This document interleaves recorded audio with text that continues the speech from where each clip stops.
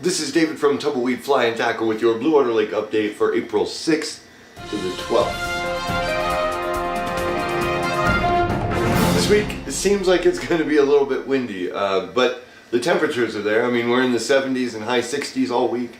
Our chance for wind is greatest on Thursday, but I don't trust the weather to forecast that far. So it may or may not be super windy on Thursday. This weekend is looking, you know, if you're bank fishing, there are some tactics that you can use if you're fishing for trout to catch more fish when it's windy like this.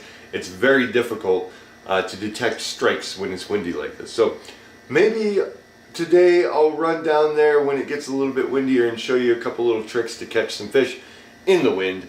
Things haven't changed a whole lot since last week. The water temperatures are still in those high 40s.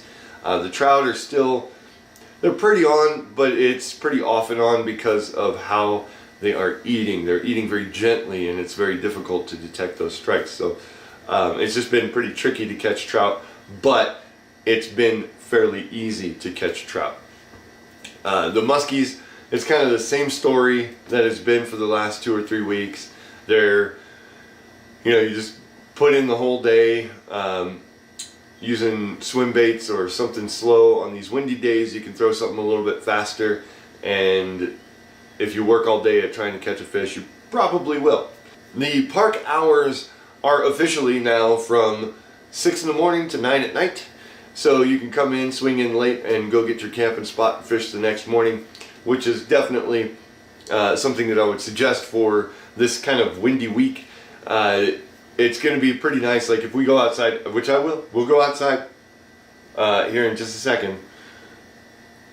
It's not windy in the morning, but it is picking up toward that noon to 2 o'clock. In fact, when Nate, Evangeline, and I were fishing at Navajo the other day, it was gorgeous in the morning, and then as we got toward noon and later, it started to get a little bit windy.